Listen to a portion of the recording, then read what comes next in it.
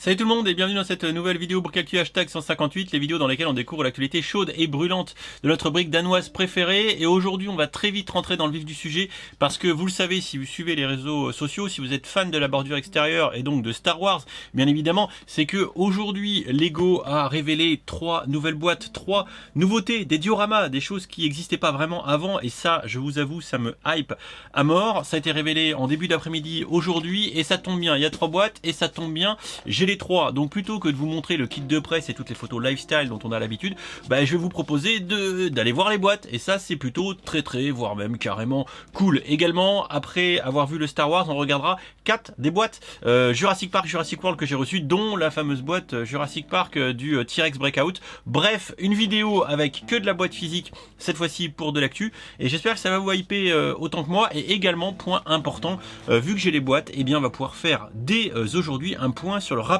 qualité-prix de ces 3 boîtes de diorama, et vous allez voir que c'est mi-brique, mi-brique, hein, on va dire ça comme ça. Allez, c'est parti.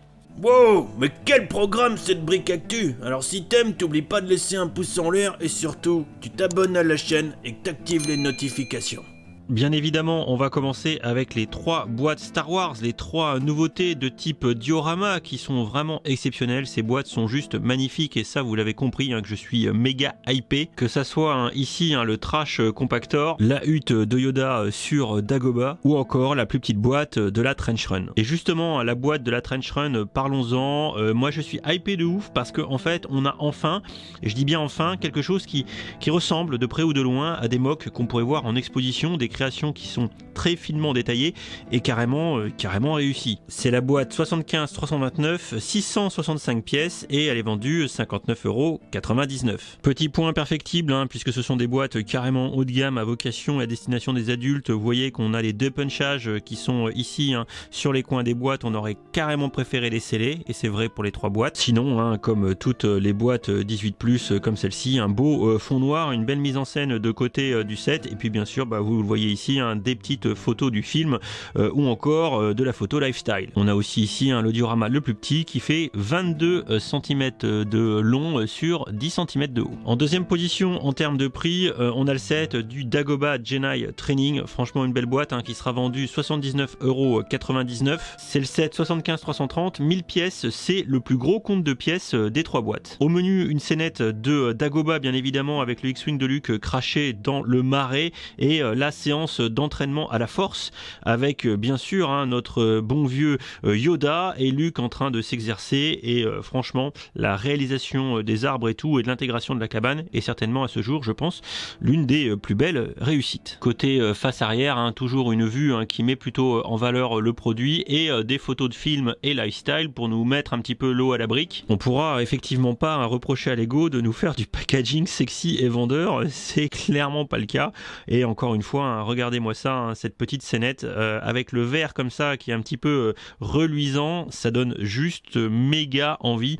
Toujours pareil, les petites phrases qui sont accolées en devanture, ça c'est un gros point fort du bordel. Et ici on a un set qui fait 29 cm de long sur 16 cm de haut, donc c'est évidemment plus grand que le Trench Run qu'on vient de voir. Enfin la dernière boîte, c'est le compacteur, c'est la seule boîte qui a pas leaké d'ailleurs, je crois. C'est aussi le prix le plus élevé, 89,99 € pour ce set 75 339, et c'est pas le plus gros compte de pièces, et ça c'est un petit peu aberrant puisqu'on en a que 802. Petite punchline de Han Solo, voilà, sur la petite plaque en devanture qui fait très 18+, etc.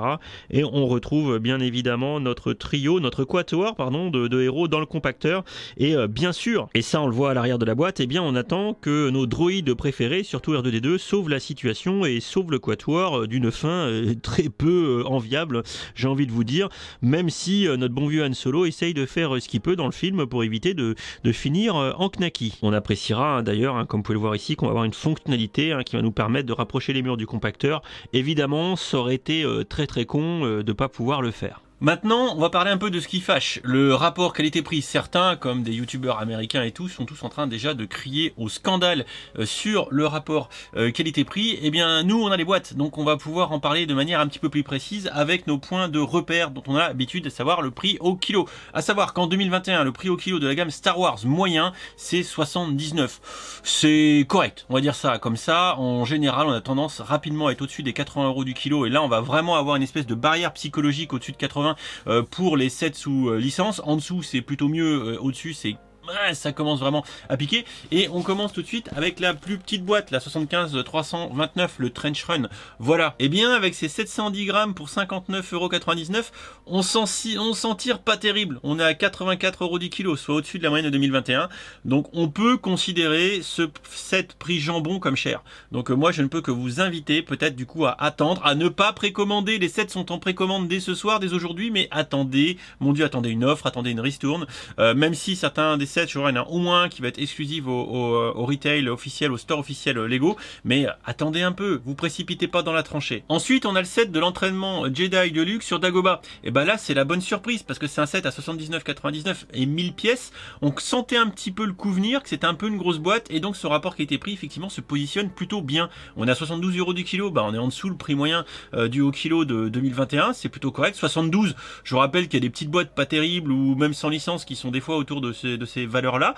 Donc concrètement, pour une belle boîte comme celle-ci, à ce prix-là, on sent déjà que concrètement, on se fait pas trop arnaquer. Alors que pour le compacteur, qui lui a 983 pièces et qui est vendu prix jambon 90 balles, là, on commence à se dire que il y a des chances que ça le fasse moins bien. Et ben, c'est totalement ça, puisqu'on est de l'ordre de 91 € du kilo. Ce qui, sans surprise, commence à être un prix très élevé.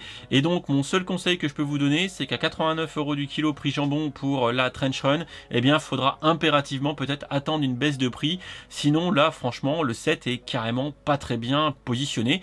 Et je vous avoue que sur un ensemble de 3 boîtes comme ça de diorama, faire du 72, 84, 91, c'est pas très homogène, c'est assez dispersé. Et je vous avoue que ce serait bien que Lego quand même soit un peu plus raccord sur ce point de vue là.